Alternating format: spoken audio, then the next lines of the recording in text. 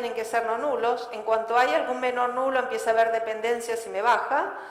Y esencialmente el circuito A tiene que tener más o menos la mitad de más y la otra mitad de menos. Tiene que ser lo más balanceado posible. Si no, baja el número de soluciones reales.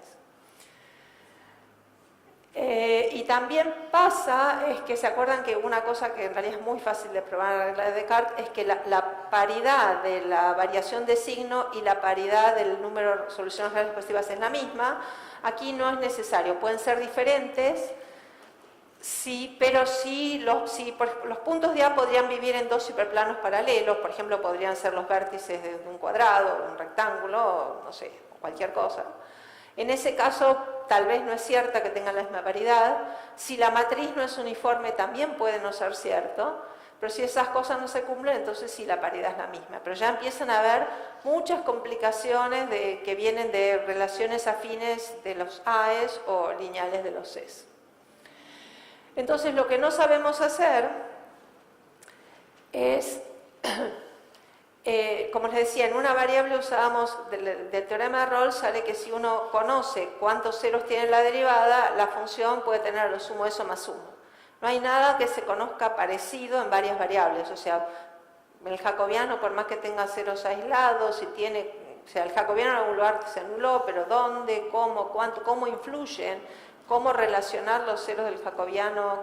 Multiplicidades, cuéntenlo como quieran, no tenemos la menor idea, no hay ningún resultado general de relacionar eso con raíces de f. Hay algunos resultados, pero son muy parciales. O sea, esto es lo más parecido, si quieren, al teorema de Rolle. O sea, esta es f igual a 0 y esta es g igual a 0.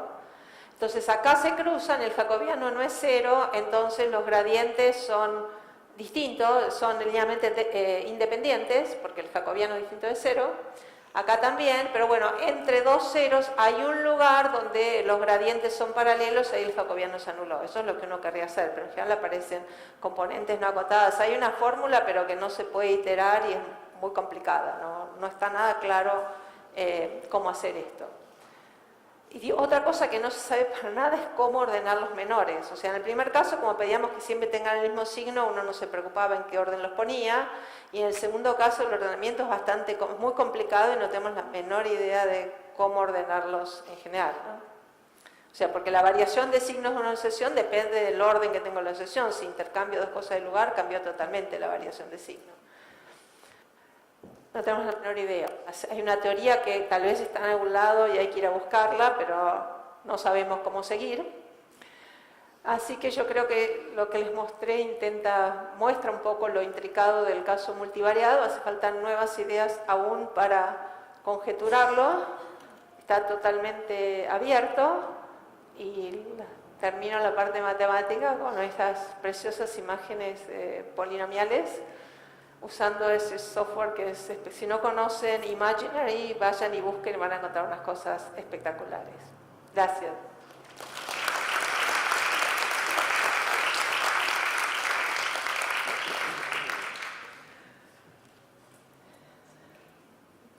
¿Preguntas de la parte matemática?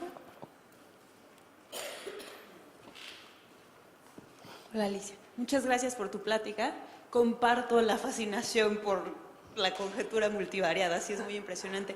En algunos momentos mencionaste algo que va sobre el matroide orientado, y yo trabajo mucho con matroides orientados. Y entonces mi pregunta es más sobre las técnicas. O sea, ¿realmente si te metes a estudiar el matroide orientado para resolver esta clase de cosas? Bueno, está claro que tiene que depender del matroide orientado.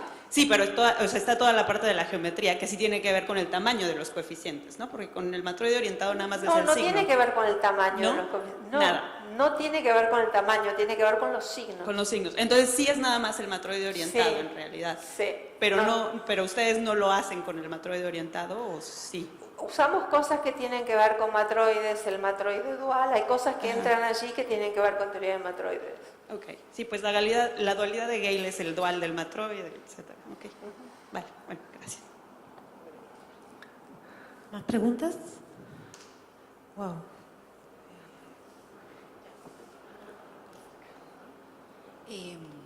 Efectivamente quería preguntar porque uno cuando trabaja con sistemas de EDO, ¿Con sistemas? de ecuaciones diferenciales ordinarias que modelan algún fenómeno, en el caso mío biológico, necesita encontrar cuándo existe una única raíz positiva para sistemas de n variable.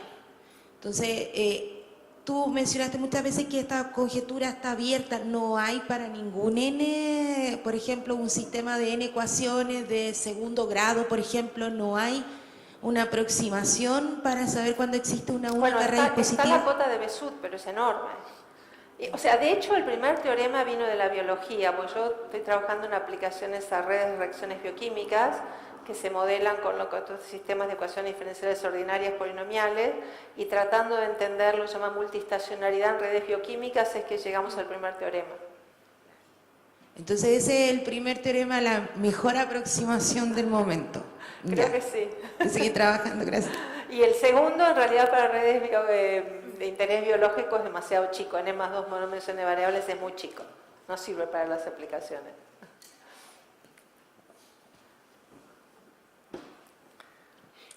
Gracias, Alicia. Te pregunto, ¿estas herramientas se usan también para obtener una cota para el número de raíces reales, no solo positivas? Y tienes que, si quieres buscar en otro cuadrante, con, no sé, el primer negativo, o sea, si quieres 0, pones 0, eliminas esa coordenada, pero es más complicado porque no queda cuadrado. Y si quieres, por ejemplo, que sean todos en el cuadrante negativo, le cambias los signos a todos los x, te va a cambiar signos a algunos coeficientes, los que no tengan exponente par, y recomienzas. Bueno, muchas gracias. Creo que podemos pasar